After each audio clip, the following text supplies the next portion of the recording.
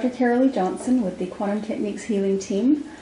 I've been reading all these really cool studies lately, and I came across a really interesting one about how childhood stress results in adult disease. And so I thought I would tell you about this experiment because it completely reflects what we find in our testing and healing process at Quantum Techniques all the time. So in these studies, why experiments have shown a striking link between childhood stress and later disease. On this large-scale research project that I read about, known as ACE, or Adverse Childhood Experiences, was done by Kaiser Permanente Hospital in San Diego, California. And they did it in collaboration with the Center for Disease Control. Well, the researchers conducted a detailed social, psychological, and medical examination, and they had 17,421 people that were enrolled in Kaiser's health plans over a 5-year period. Well, the study showed a strong inverse link between emotional well-being, health, longevity on one hand, and early life stress on the other.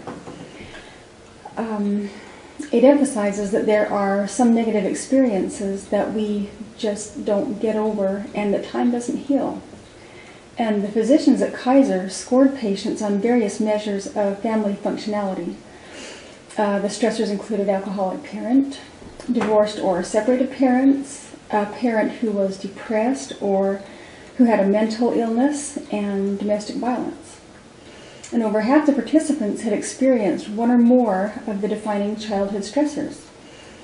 And where one stressor was present, there was an 80% chance that others were too, leading to a web of family dysfunctionality. A low score meant few stressors, and a high score indicated several.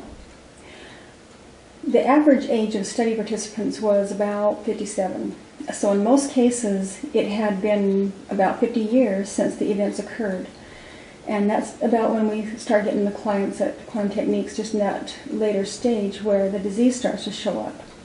Well, the study found that a person raised in such a family had 5 times the chance of being depressed than one raised in a functional family. And such a person was 3 times as likely to smoke. Participants who scored high on the family dysfunctionality scale were at least 30 times more likely to attempt suicide than those who scored low. A man with a high score was 4,600 times more likely to use illegal intravenous drugs. Ailments more common in those who grew up in dysfunctional families included obesity, heart disease, lung disease, diabetes, bone fractures, hypertension, and hepatitis. The genetic links between nurturing and gene expression in children have been traced in other studies.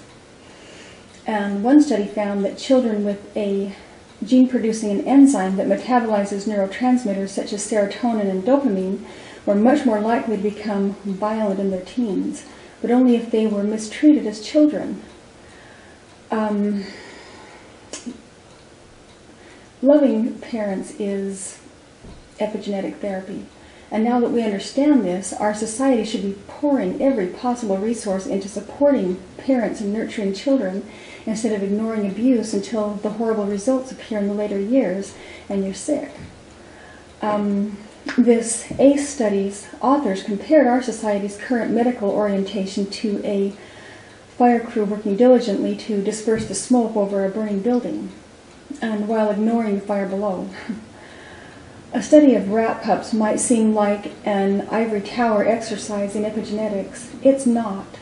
The quality of childhood nurturing is creating health or disease in the real world every day.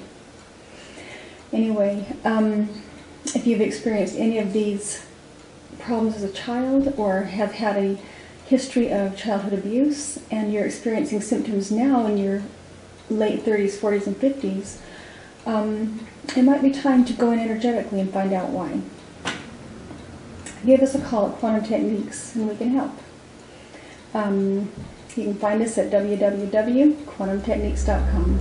Have a great day.